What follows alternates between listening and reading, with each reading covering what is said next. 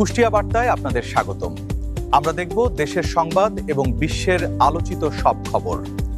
বাংলাদেশ শিক্ষক সমিতির কেন্দ্রীয় কমিটির সভাপতি কাজী আব্দুর রাজ্জাক জানাজার নামাজ বাদ আসর কেন্দ্রীয় ঈদগাহ ময়দানে অনুষ্ঠিত হয়। জানাজায় হাজার হাজার মানুষের উপস্থিতিতে অনুষ্ঠিত হয়। বাংলাদেশ স্কাউট এর শিক্ষক ছাত্ররা প্রদান করেন। অনুষ্ঠানে বিশেষ বক্তব্য রাখেন কুষ্টিয়া জেলা বিএনপির সভাপতি কুতুব উদ্দিন আহমেদ, শিক্ষক কর্মচারী ঐক্য পরিষদের সভাপতি কুমিল্লার এমপি সেলিম ভুইয়া, জেলা উপজেলা শিক্ষক নেতারা উপস্থিত ছিলেন সহ আরও অনেকেই। ওর গোরস্থানে দাফন সম্পন্ন হয়।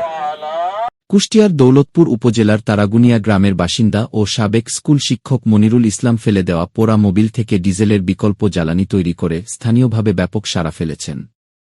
তিনি এই পদ্ধতির নাম দিয়েছেন কি মেথড অফ অল্টারনেটিভ ডিজেল। যুক্তরাষ্ট্রের ফ্লোরিডায় দুষ্কৃতকারীদের গুলিতে নিহত বাংলাদেশি পিএইচডি শিক্ষার্থী জামিল আহমেদ লিমনের মরদেহ সোমবার সকাল 8:40 এমিরেটস এয়ারলাইন্সের একটি ফ্লাইটে হজরত শাহজালাল আন্তর্জাতিক বিমানবন্দরে এসে পৌঁছেছে। গত 16 এপ্রিল ইউনিভার্সিটি অব সাউথ ফ্লোরিডার এই শিক্ষার্থীকে হত্যার পর 24 এপ্রিল ফ্লোরিডার হাওয়ার্ড ফ্রাইল্যান্ড ব্রিজ এলাকা থেকে তার মরদেহ উদ্ধার করা হয়। হরমুজ প্রণালীতে আটকে পড়া জাহাজগুলোকে মুক্ত করতে মার্কিন president Donald Trump project freedom নামক এক বিশেষ অভিযানের ঘোষণা দিয়েছেন। আজ থেকেই এই কার্যক্রম শুরু হওয়ার কথা রয়েছে। আবহাওয়া বার্তা।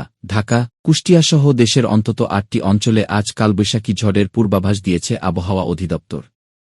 নদীবন্দরগুলোতে সতর্কসংকেত দেখাতে বলা হয়েছে।